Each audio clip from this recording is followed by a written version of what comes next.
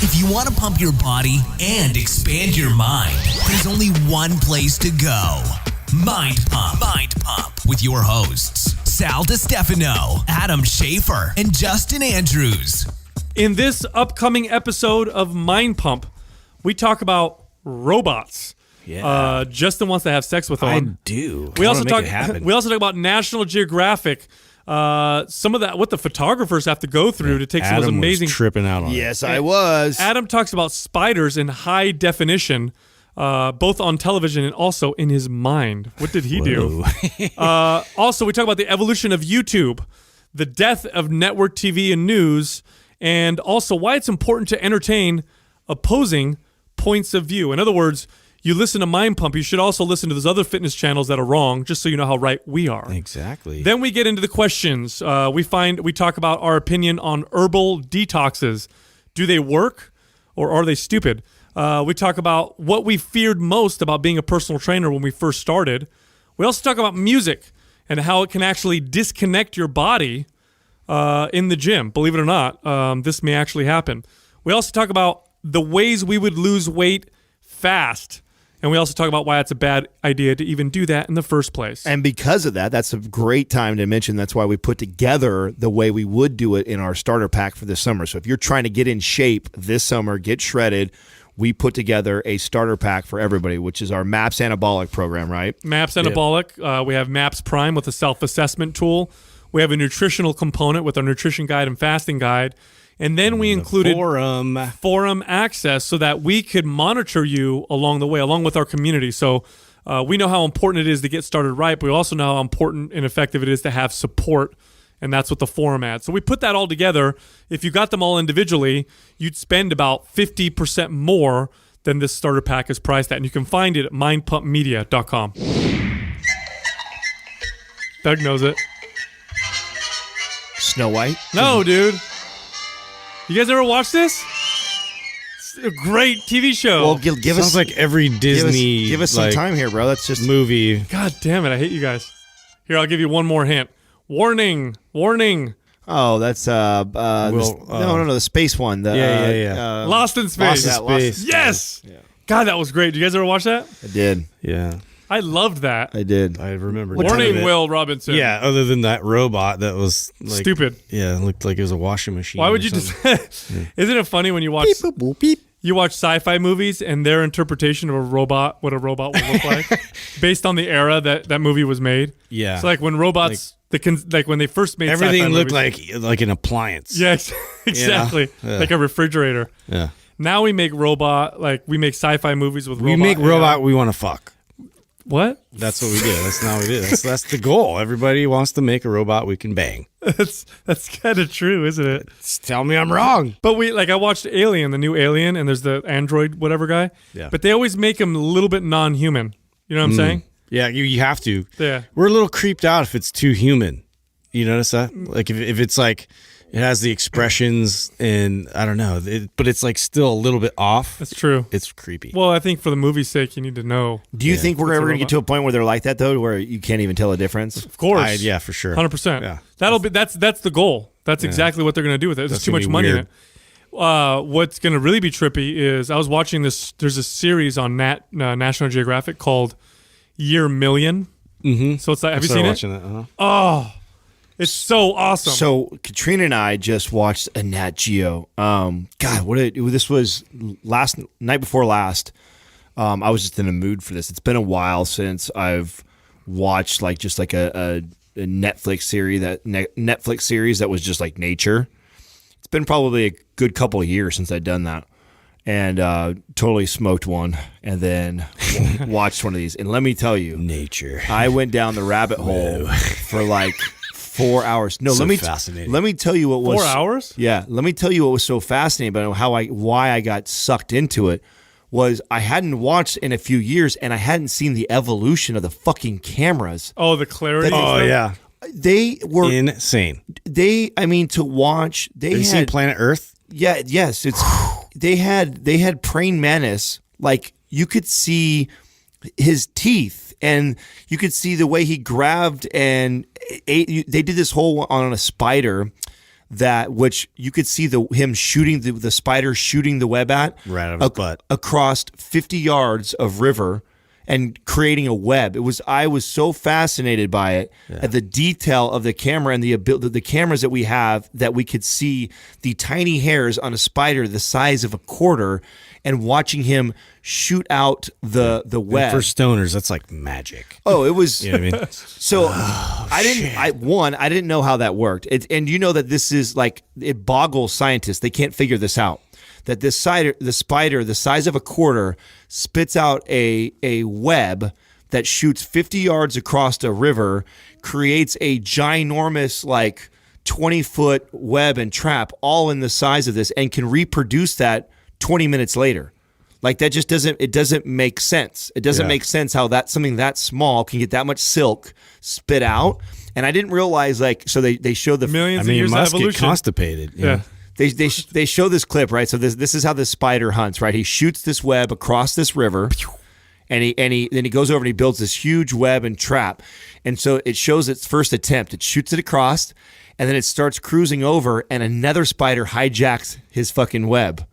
And so he goes bolting after the other spider, and right before the other spider cuts the line. And then the two spiders go swinging back. Take that, bitch. The opposite directions. He reels in all of his silk back in and shoots it out again, and does.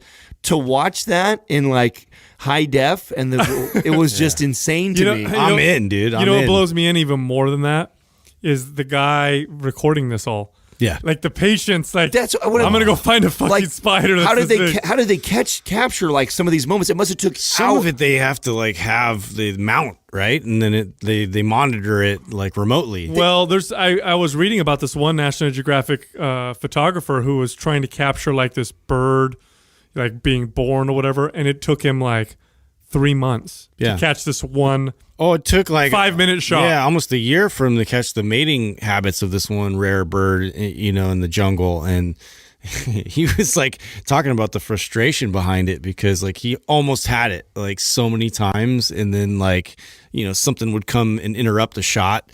But man, yeah, that would be just. I just feel like it's not worth it. Yeah, well, that's what, you know what I mean. Yeah, you don't know. Like, you just watch it all happen within like, you know, 10 seconds of the show, and you don't appreciate the fact that. And that's what I was tripping out on. Like, Yeah. Katrina kept making fun of me. She's like, "You're watching this nature show with me, and you keep talking about the camera and how like that shot." And I'm like, "Well, a guy who's in like media, social, and we use." Well, all I this- nerd out on movies because of the same fact of how they set up all the scenes and they set up all these shots. Like the amount of detail, like some of these mega blockbuster movies, like they get, and the amount of detail on that level, it's so insane. Like we underappreciate it because it's just we consume it so much. Right, because it was a 15-second clip, right? So for you consumed it in 15 seconds. You're already on to the next part of the scene. But it was like, wait a second. If you dissect how long it probably took just to get that 15-second clip, and then to get it that close, that detail, I was like, oh my God. This is crazy. I didn't even know that we had came that far. If you ever want to really... weed makes you appreciate that. Exactly. The little things. It does help. If you ever really want to appreciate like today's cinematic magic, cinematic adventure, just watch magic. Just watch a movie that you thought was awesome when you were a kid. Watch it as an adult. Oh no. Yeah. Like I was showing my kid what movie we were bad. watching. Like God, what was that? Never-ending Story. Oh man. Bastion. And my son's is like, my kids are both like, oh, those are horrible special effects. Dumb. Yeah, that doesn't look real. I'm like, shut up and watch it. Come on, man. But it's true. It has It is. nostalgic Like, value for me. I watched Jurassic Park. Remember when it first came out? The CGI was like, whoa, that you looks so tripped out. real. Now I watch them like, all the so ripples fake. and the puddles. Yeah. Well, so you're like, what do you guys think about this? Because I think that it's 4K and 1080 has gotten so crazy, and the new TVs have gotten that it almost actually takes away from the movie. And what I mean by that is the it's so clear. Like, and I remember the first time I saw More this. clear than real life. Well, what it is the Pirates of the Caribbean movie was the first movie that I had seen this on one of the new LCD screens, and it was 4K 1080, and we were watching it on Blu-ray. And I remember seeing the props. I could tell that they were plastic and fake, and I could see the makeup lines on the men because it was so clear. It was so clear. And so it They've kind had of to change all the actors. They've had to like add all these different techniques with the. I bet, right? Yeah. Really? I I didn't even think of that. Oh, they had to have, because I was like, whoa, this is too clear. It's so clear that I feel like it's fake. But when it's, a little blurry, you feel like you get kind of brought. It's like beer goggles for movies. Oh wow! Look at all those blackheads. Yeah, it's like beer. It's like beer. That's what I felt like the first time I had glasses. I'll never forget, because I used to have kind of bad vision, and I remember when I was a kid and I first got glasses and I put them on, and I looked at people and I'm like, wow, you guys all have bad skin. Yeah. I didn't realize that. Yeah. You know what I mean? That everybody's skin looks so smooth. Yeah, look at all those ingrown hairs. And all of a sudden, I'm like, oh, you guys have pimples Damn and it. stuff. This is weird. Yeah. So I wonder what's going to happen with that as the TV keeps evolving and getting more clear and more clear. The only thing I really enjoy it for sports, because sports, you want to feel like you want it as real as possible.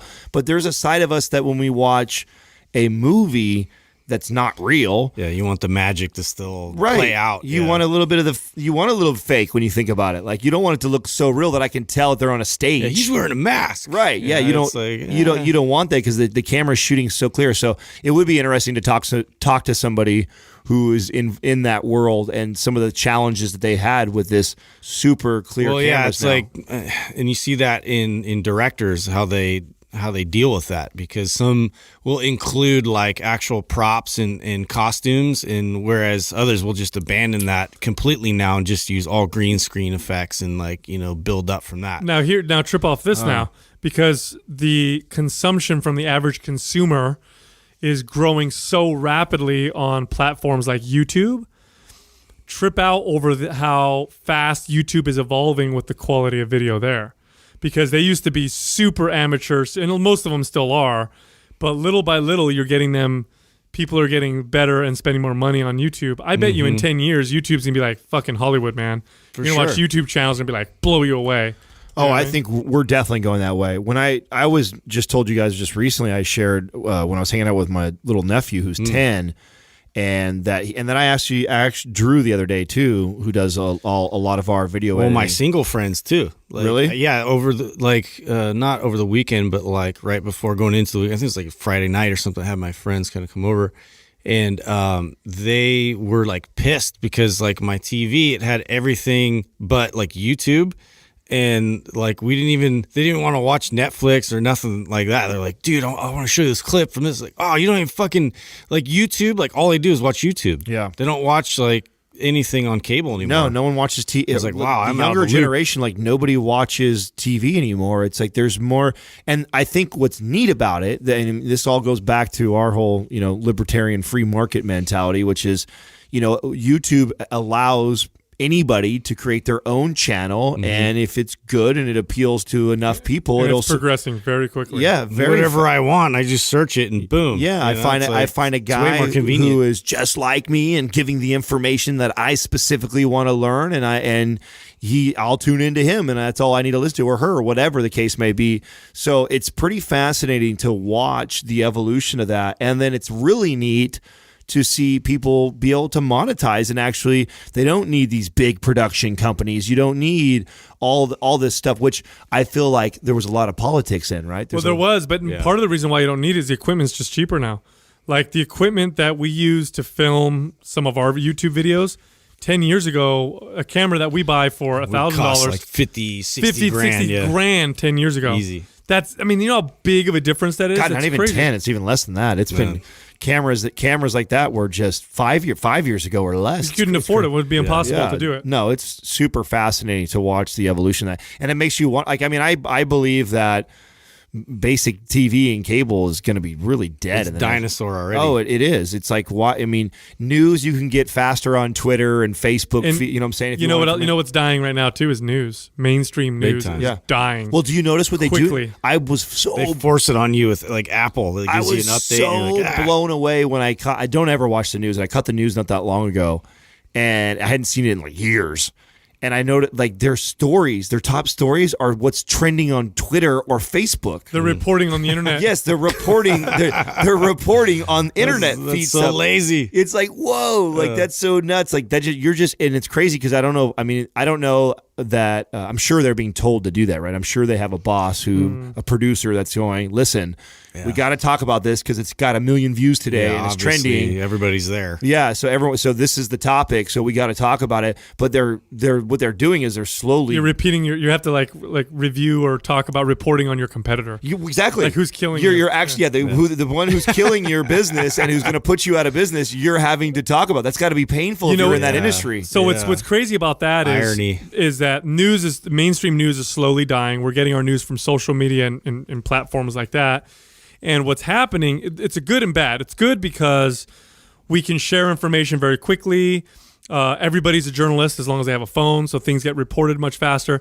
The bad news is because of the way the algorithms work on social media, they're designed to show you what you want to see.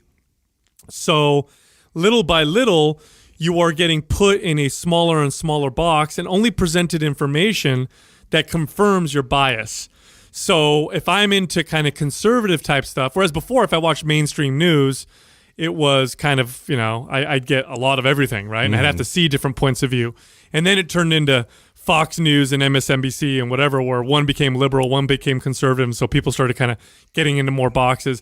Now with social media, it's even happening even more to where the algorithm will understand it and will only show you articles and stuff that are going to confirm your bias. So you never get presented information that counters your opinion or your beliefs. That could be just lock you in. It could be it's very dangerous. It's very dangerous because you're already seeing it where people are so hardcore with their beliefs and the other side is so evil. They don't even want to listen to the other side. And so that's why I always tell everybody, go seek it out and learn. Worst case scenario, you'll learn how to strengthen your own argument even better. Otherwise, if you rely on social media, like I notice that, like I'll flip through and it's all shit that I want to read, that I like to hear. Right. You know what I mean? I'm like, no, I got to find shit I don't like to hear and see what they're saying so I can at least strengthen my argument. It takes a lot to do that. It takes a lot of courage to do that, is to say, hey, I like to debate this side of this, or this is my point of view, and so I'll just continue to confirm that by diving into more information versus, okay, I know I believe this already, but let's dive into stuff that people totally disagree with this and see what they have to say. You have to do it yourself. Like, when I was really learning about fasting and the health benefits, all I was reading about was fasting and the health benefits. And I remember thinking, like, wait a minute, like, it can't be all good. There's got to be times when it's not good, right? Obviously.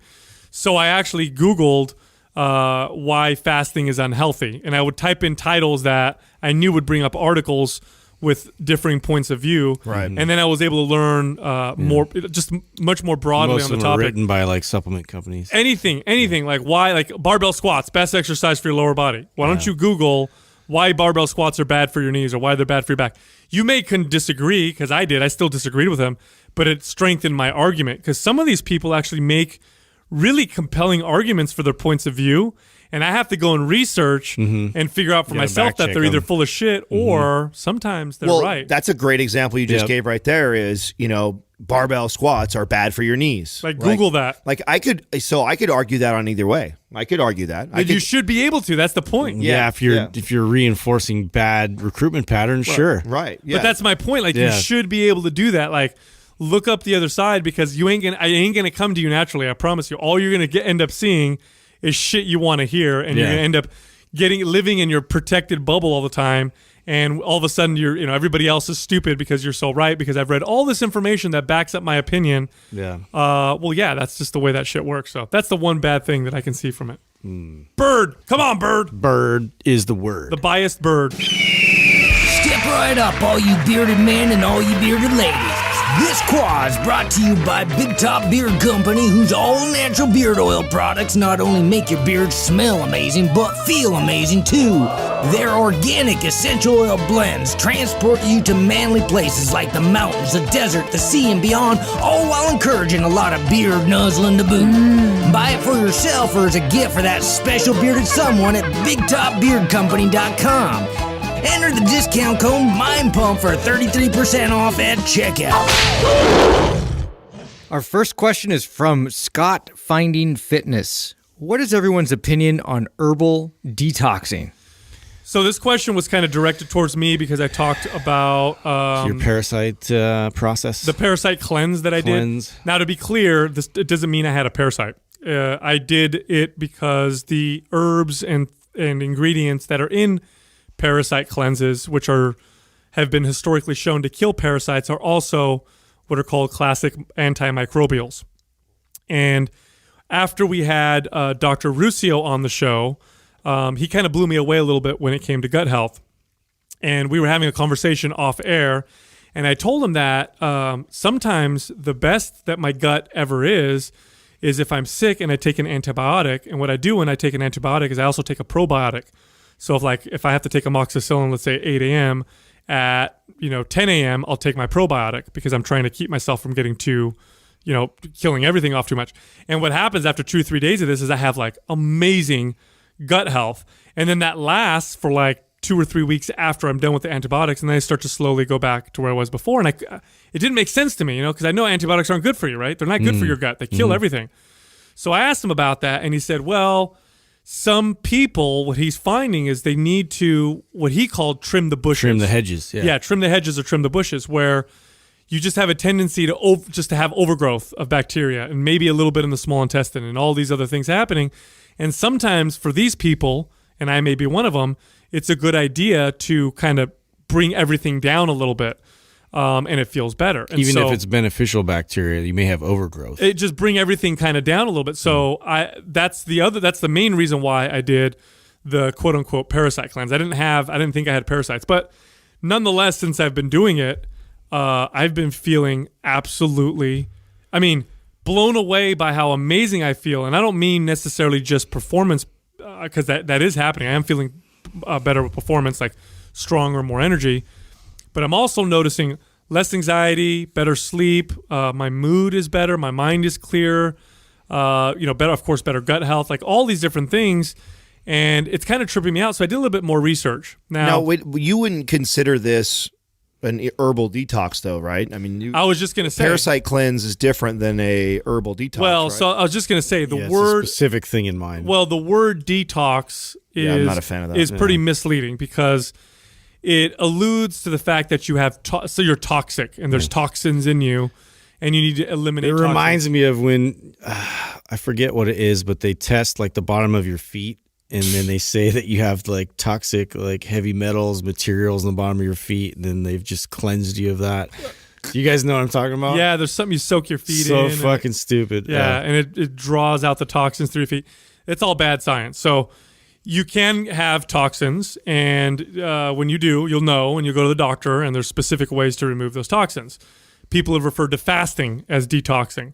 So the way they're using it doesn't necessarily mean detoxing. I think the way they're using it is like reset. I don't know. I like to use the word reset a little bit better, but even that is kind of, it's like you're starting over. So I don't know what the right word would be to use. Well, this is why I'm not a fan. Recalibrating. Is when you look at the studies, when you compare an herbal detox, whether it be a single day, a 7-day, a 14-day, or whatever like that, and you put it up against like a 3-day fast, the markers and the things that change in your body are almost identical. Mm-hmm. You get almost exactly the same benefits just from restraining from food from a long period of time that you do from following some crazy herbal drink protocol. Well, that's the thing is most of these like have the condition that you have to have XYZ to go along with this fast, right, which is basically you're just doing a fast. Yes. So like as me being the skeptic, immediately I'm like, well, why do you need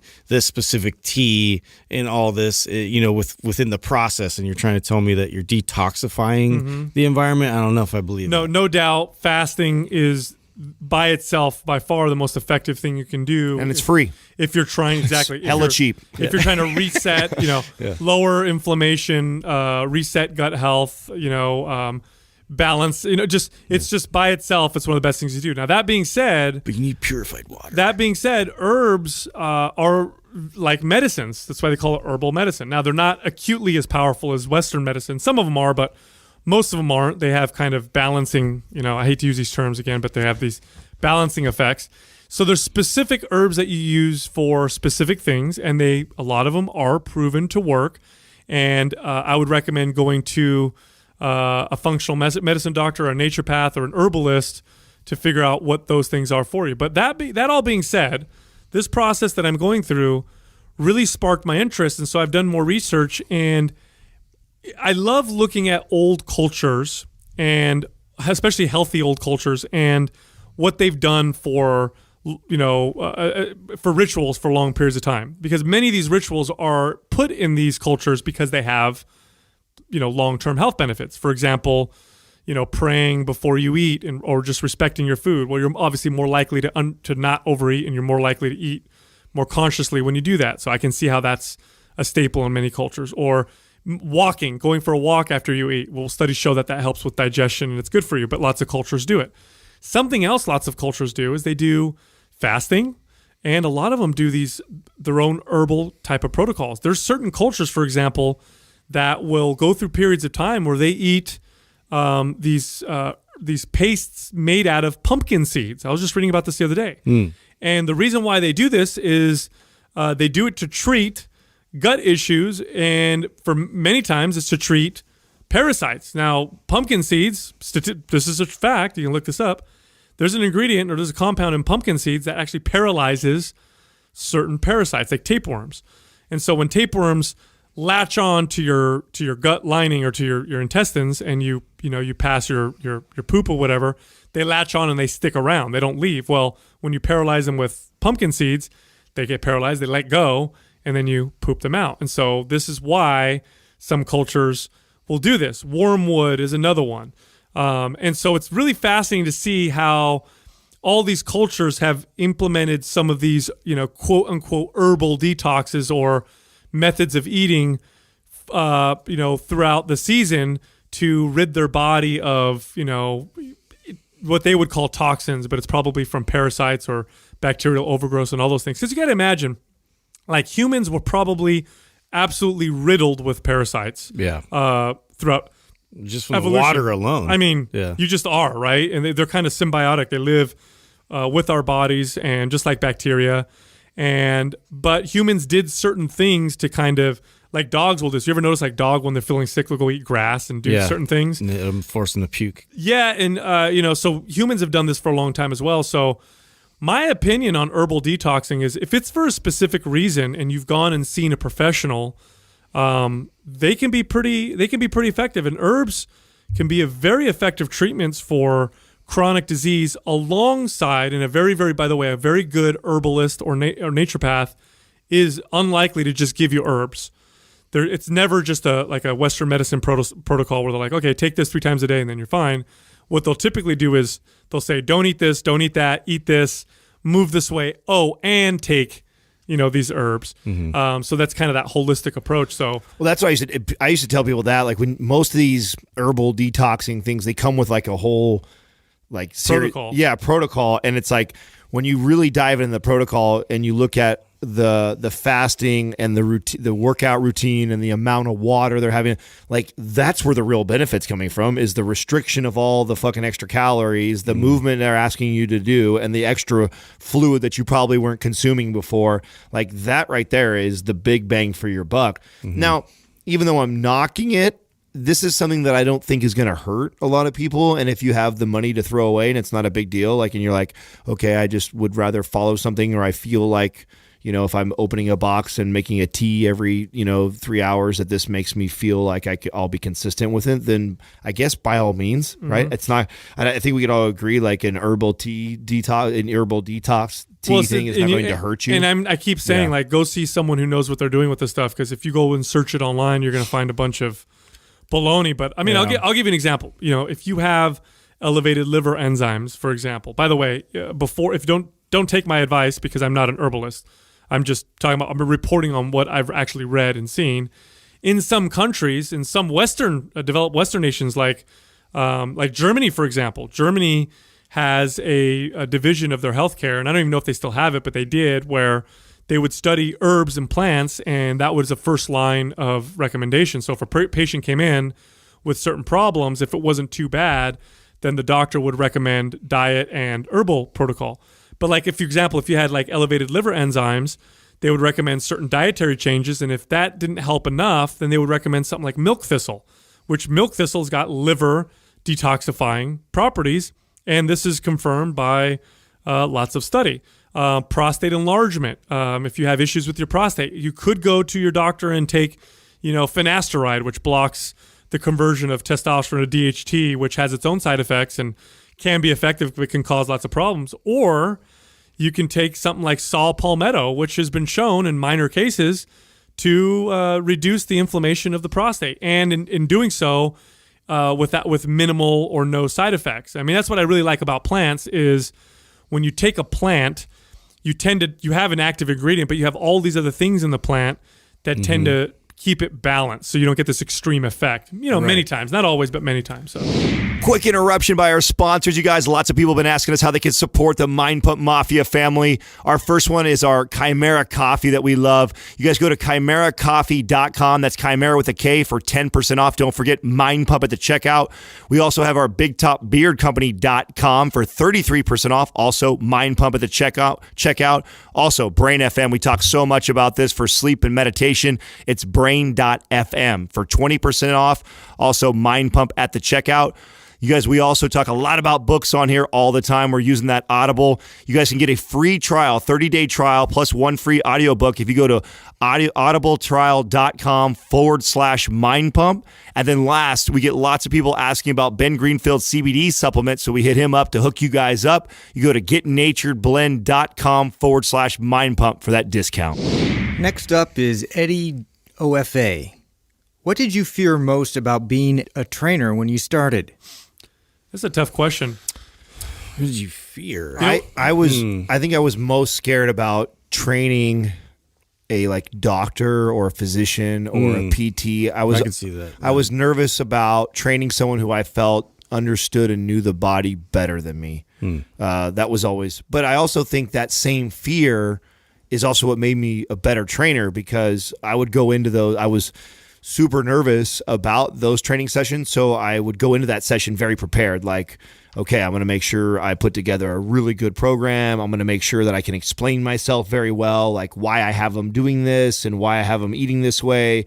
So as much as it was a fear, I also embraced that, and I know that was a big factor in me evolving as a trainer. But I would think that has to be one of the most nerve-wracking things that I remember experiencing as an early trainer when I first started was, oh shit, I've got, I'm 22 years old. I just really started learning all this stuff. I'm barely getting confident in building my programming myself and nutrition. And here I've got this, 45, 50 something year old PhD that I have to train tomorrow. And I'm like, oh fuck, this is very scary. Did you ever have one that it's intimidating, questioned you or countered you while you were training them? Oh yeah, no, definitely. I mean, I had many times when early years that I got straightened out saying some bullshit that wasn't right, and getting. I wish I could give you an exact story. I don't, but I know that. I know for sure there was times. But once again, I think that's what.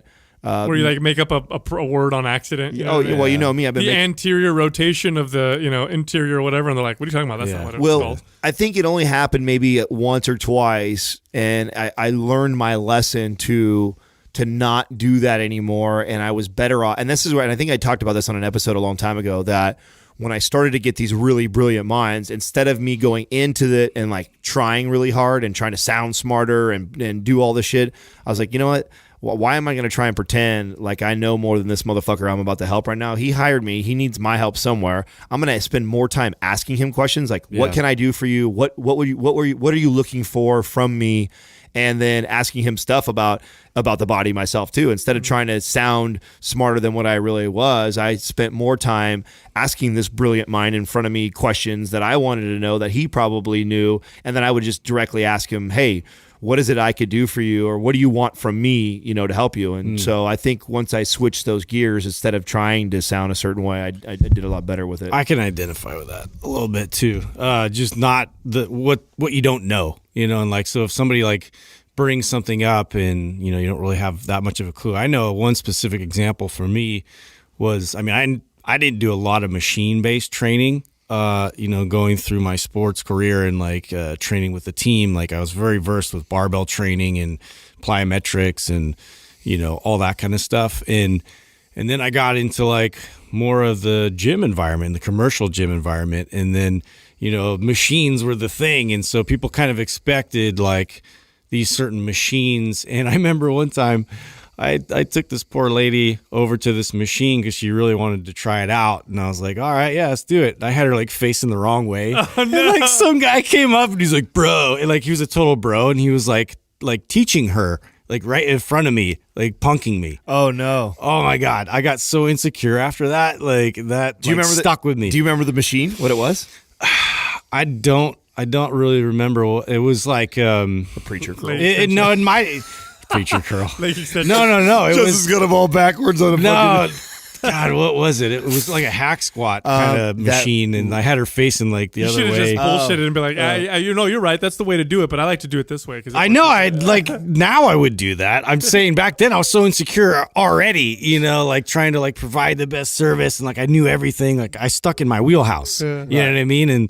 And so once I started to kind of like broaden my workouts and now, it's funny that didn't fly back then, but nowadays people do shit all the time. The that's stupid weird. shit that I see in the gym now, I'm like, Jesus. Like, they're being creative. Oh, totally. Yeah. Oh, totally. Now it's like I got schooled. Oh, look, they're using the leg extension for hip thrust. Well, you know what? I'm glad this came up because we should address this. I saw this on the forum. Did you see this thread on the forum? This is actually a really popular thread. Somebody posted somebody doing the leg push downs on the dip machine, the weight assisted dip and machine. the Gravitron. Oh, fuck off. And I have a couple of things I want to say. One, I don't like when we're punking somebody that's doing something like that. Like I don't want to make fun of a particular person. Exactly, a particular person where I would take a photo of them and single them out for doing a stupid exercise like that. But I do like to address how stupid an exercise like that is. So they get educated. Exactly. So I what I was not a fan of was the thread, a picture of somebody doing it, and then it turned into this like,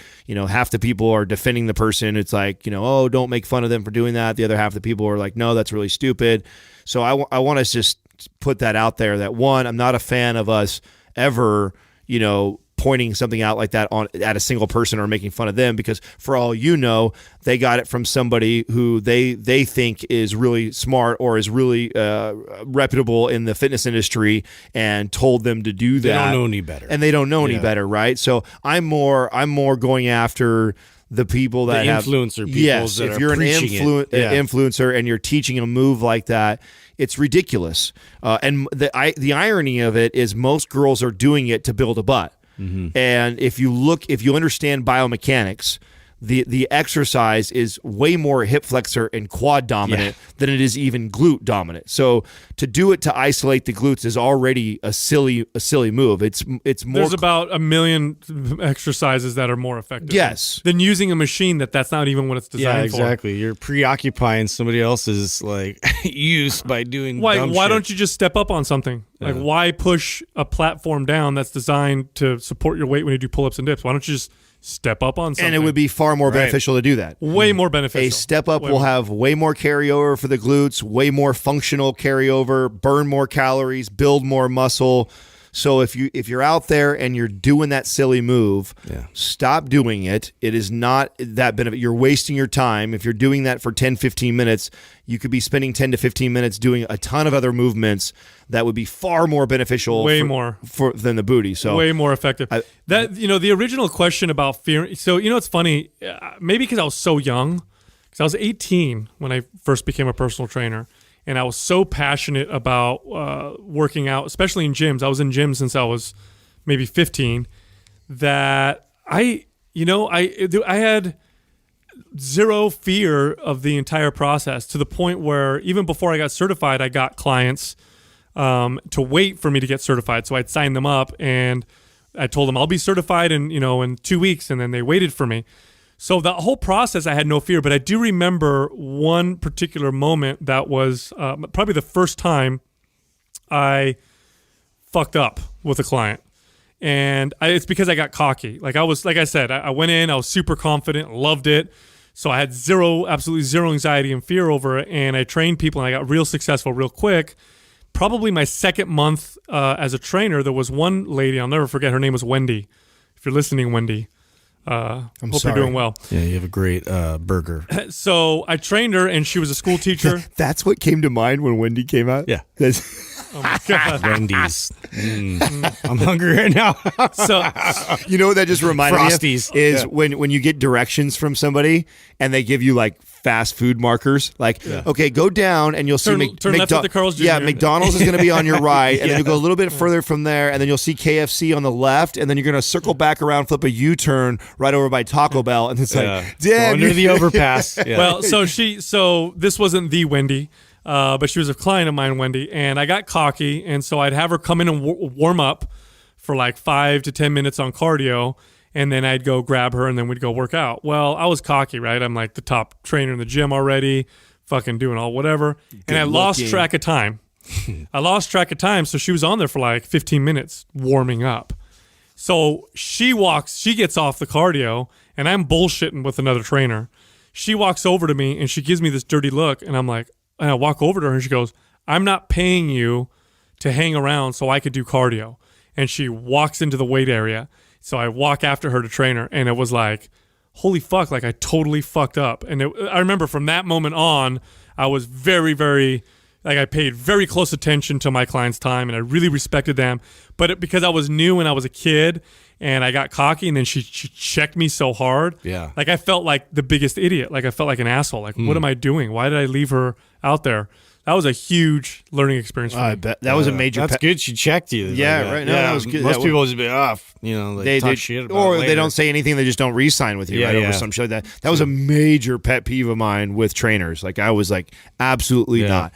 Absolutely not. Are you allowed to stand next to your client where they fucking do 10 to 15 minutes of warming up? That's like, you don't need Lazy they as do, yeah, fuck. they do not need to be paying you for 15 minutes of elliptical, and some of them would push that, 20, 30 minutes of elliptical. I'm just like, and then have them run laps in the gym, yes. in between sets. well, I and think shit. I think I shared that story with you guys when I was running boot camps. I had a boot camp, yeah, and I that's had right. trainers working for me, and I remember, I dropped in one time. I'd cruise in every once in a while, drop in on my camps, obviously to see how my trainers are running camps.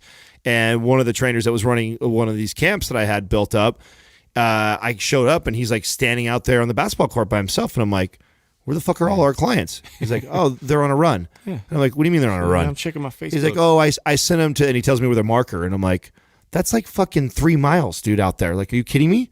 Like, you sent them on a 6 mile run before, like, they're not gonna be back for you guys 40 go minutes on a journey. So, and you just Come chill back, we'll do Yeah, I don't know, 5 push-ups. You chill over here while they go run for 45 minutes, and you get 15 minutes of stretching at the end, and then they're done with their. Are you fucking kidding me? Like, never again are you allowed to do that. Today's workout, go run. Yeah. Go here and then come back. Like, that was so bad. I was Get like, lost. some trainers, man, I tell you what. But just like anything else, though, right? You get comfortable in a job, you start cutting corners and stuff. So I guess.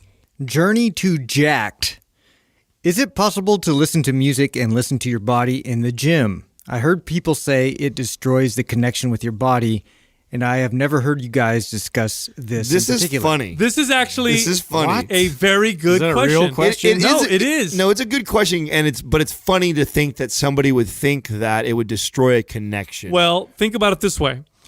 There are there different types of music that you listen to, that you guys listen to, depending on the type of exercise and activity. Well, you're yeah, doing? I'll change it around based off of like if I need to really get that CNS like charged up. Exactly. Like Yeah. if you're gonna lift super heavy and go nuts, you're probably gonna listen to like more Some like heavy, heavy metal and yeah. something like right.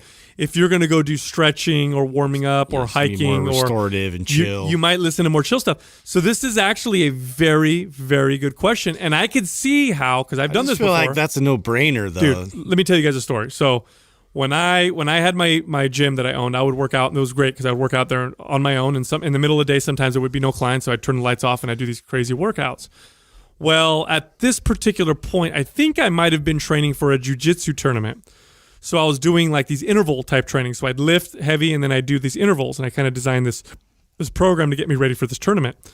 Well, I was playing the soundtrack to Rocky IV. Of course. Which I mean, we literally could have said that. yeah, you should have asked us to guess. exactly. Which one do you think? and so Rocky IV. So this is why this is funny. So I put Rocky IV on, and whenever I had the Rocky IV soundtrack, especially the montage music, Hell yeah. I I can picture myself like I'm fighting the Russian, right? So I'm like going crazy, and I hurt myself. And the reason why this is funny is because that is the third time I hurt myself listening to the Rocky soundtrack, because amps you up way too much. It literally puts you in that moment. I didn't. The way I explained it before was the music got me so pumped that I pushed myself too hard. But now that I'm reading the question, what it really did was it made me ignore my body. I disconnected from my body because I'm so fucking driven by this music that I'm so connected to that I pushed past where I should have, and I hurt myself. That's done that. Now that you mention that, like, there's times I have done that where I'm like getting really into like a song that's just driving me to fucking press more weight, and yeah, I've hurt my shoulder before too. Well, for me, man, being in the gym, music playing in my ear, like, this is why too. I remember when I first started using the big headphones, and people were making fun of me. Over ear. People were such a big difference. Yeah, I remember doing that early on. Bunch of DJs in the gym now, and everybody was making fun of me to do it for doing that. And I was like, and Katrina still trips out to this day because she's like, you didn't see that hot girl, or you didn't see that. I'm like, when I'm in the gym, like that's like church for me, man. And I am in such a flow state, and music is a very big part of that for me. I can just, the big headphones drowns out any noise around me, so I don't hear the clang of weights. I don't hear people laughing and joking about their weekend and stuff. I literally see what's in front of me and what I'm focusing on currently, and I hear this tune in my head, and it helps me dive so deep into being connected with my body. It is the furthest thing from being distracted. And if anything, like, I've been hurt or had issues from not having music and hearing other people talking or looking at something and being distracted from all the other things that are going on in the gym, and actually tuning out everything but the music, the melody in my ears is so much easier for me to actually stay connected and stay focused. So, but you're pretty careful with what music you pick depending on what you're gonna do or what kind of tempo or pace, right? Yes and no. I think there's pretty much two. Well, let me ask you this: major. You know, it'd be cool. Like, one of my clients actually suggested this. Like, and people have asked us before, like, what our playlists are and all that. We could easily put together like a Spotify collective kind of list for these, like, for your heavier, like, more intensified days, and then your restorative days, and like mobility, your priming part. Like, I bet you we could come up with some cool, soundtrack. So what I like to do when I'm priming or, warming up, stretching, whatever, is I like to listen to Brain FM Focus. No brainer. Brain FM Focus for that part of my workout is amazing, and it does make me connect more. I don't like listening to it as much as I like listening to heavy shit when I'm lifting heavy. And it's funny because I'll even wait for the right moment of a song to start a set. Like, I'll get under the bar and I'm waiting for freaking Rage Against the Machine. I'm waiting for that shit to hit the right moment, and then I unrack and I go and lift that weight. Or there's certain types of hip hop that I'll listen to, like Tupac, when I want to do more of a slow-paced resistance training type workout where I'm doing my sets and I'm pacing myself and I'm trying to get like a good pump or whatever, then I'll listen to that. So it's funny, when you first read this question, Justin, I was like, that's a silly question. Yeah. And I thought about it. I'm like, no, wait a minute, that's a brilliant question. No, I know. It seems silly at first. I think Brain FM to me is for the priming, Brain FM for priming or yoga and meditate, because it has a great meditation section too. So those two I think are for that. Or if I'm lifting heavy, like you said, I can listen to almost anything that will amp me up. So heavy metal, even like if I'm in cruising through my workout, I can listen to hip hop. What's music or running? I have a totally different playlist. Oh, obviously, true. Yeah, definitely. What music or song are you most likely to hurt yourself over?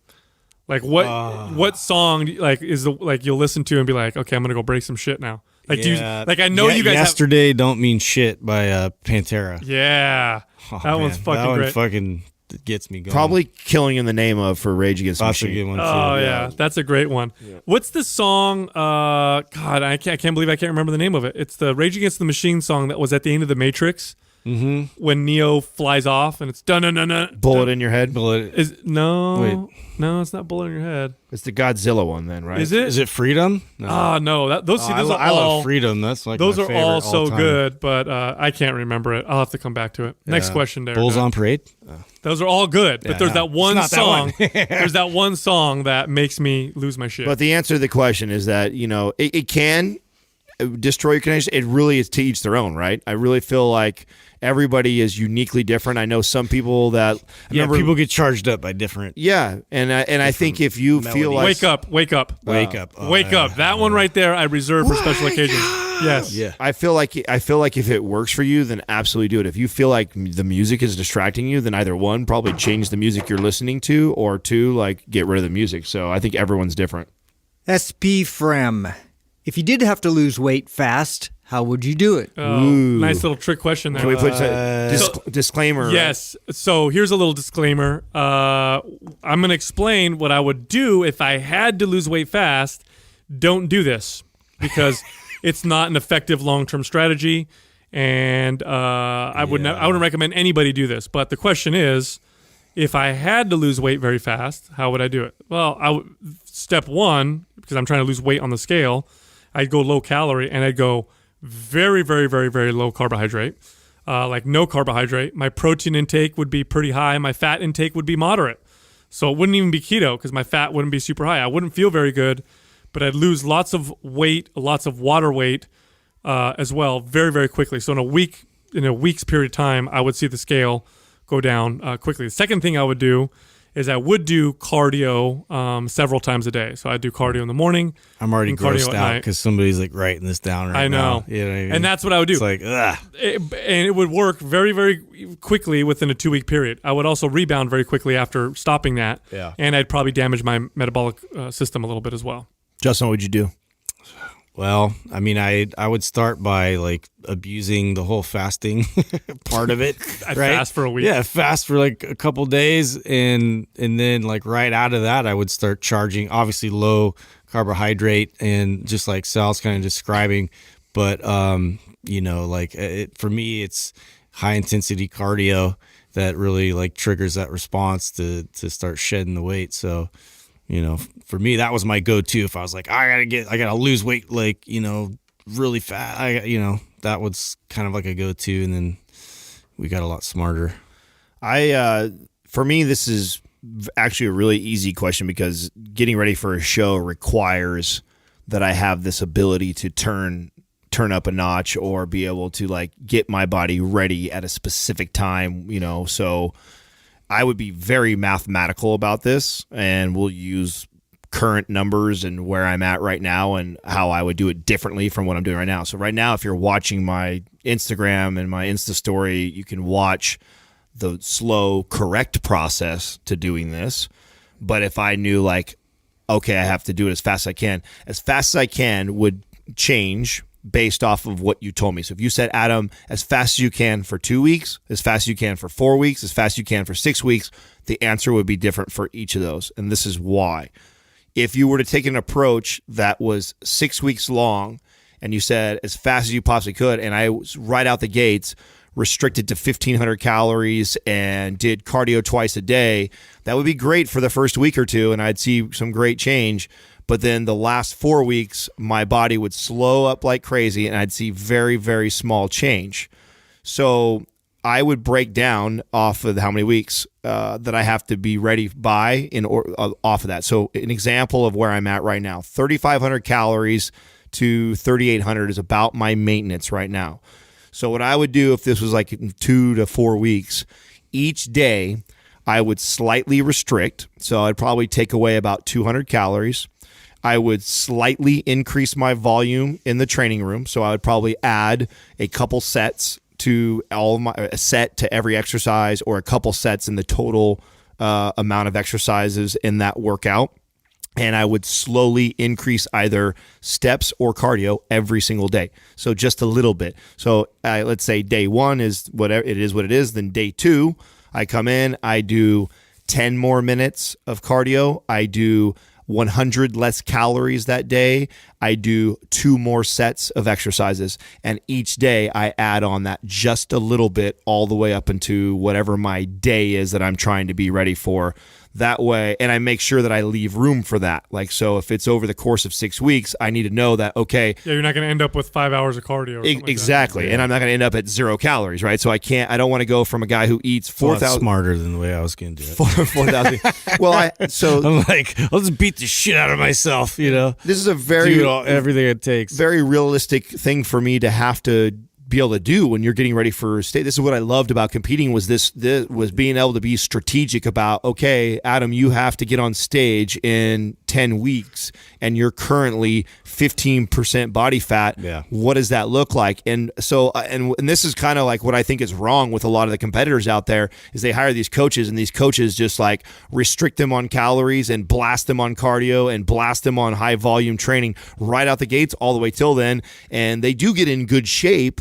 But what ends up happening is they plateau way earlier than they should because they threw everything in the kitchen sink at their body right out the gates, and that's not what you want to do. What you want to do is just you want to slowly add volume, you want to slowly restrict calories, you want to slowly add cardio time, and that way each time your body is having to adapt to a new amount of volume, a new amount of cardio, and then you won't plateau. You'll just see a little bit of change every single day all the way till then. So yeah, I mean, and that all being said, doing it slowly is more effective for your body on a physiological level, but it's also more effective mentally.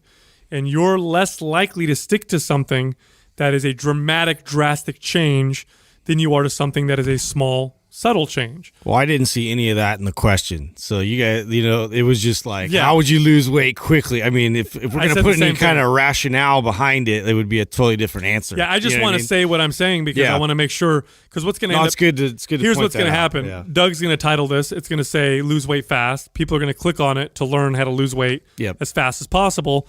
And so... Now we have to redirect their we want to give them process. the right information. Yeah. And trying to do anything crash course is the worst long-term strategy of all time. You will not do well long-term, and in fact, you may actually cause yourself more harm to where when you gain the weight back, it becomes even harder to lose it the second or third time or whatever. Yeah, if you're watching the process that I'm going through right now, you will see me do this in a very healthy, balanced way, and that is the goal, is for me to reduce body fat as fast as I possibly can, but in a smart, strategic way that's sustainable so that when I get there, I can hold that weight or that body fat percentage for as long as I want to, versus, can I get, in faster shape in 2 weeks than I did going the other way. So I think that the big mistake that a lot of people make, and like I said, I see this in competing all the time, is this all at once. That is not a smart strategy. The body is just it just doesn't work very well. It's very, very smart, and it figures out what you're trying to do to it really quick. You got a really small window. And it gets very efficient really quick, and this is where most people just say fuck it because they go like, man, I am pounding away at myself. You'll see great results, right out of the gates with this like high intensity mentality, but it'll burn out and your body will adapt to that. And now you're in a whole new set of problems. Nope. Excellent. 30 days of coaching is available for free at mindpumpmedia.com. Also, on YouTube, Mind Pump TV, we post a new video every single day on exercise demos, correctional movements. There's some comedy stuff on there. There's already tons of videos. So you just go to YouTube and just search Mind Pump TV. Also, if you want us to answer one of your questions on these episodes, you got to ask the question on our Instagram page at Mind Pump Media. We also have personal pages. Mine's Mind Pump Sal, Adam is Mind Pump Adam, and Justin is Mind Pump Justin. Thank you for listening to Mind Pump. If your goal is to build and shape your body, dramatically improve your health and energy, and maximize your overall performance, check out our discounted RGB Super Bundle at mindpumpmedia.com. The RGB Super Bundle includes MAPS Anabolic, MAPS Performance, and MAPS Aesthetic. 9 months of phased expert exercise programming designed by Sal, Adam, and Justin to systematically transform the way your body looks, feels, and performs. With detailed workout blueprints and over 200 videos, the RGB Super Bundle is like having Sal, Adam, and Justin as your own personal trainers, but at a fraction of the price. The RGB Super Bundle has a full 30-day money-back guarantee, and you can get it now plus other valuable free resources at mindpumpmedia.com. If you enjoy this show, please share the love by leaving us a 5-star rating and review on iTunes and by introducing Mind Pump to your friends and family. We thank you for your support, and until next time, this is Mind Pump.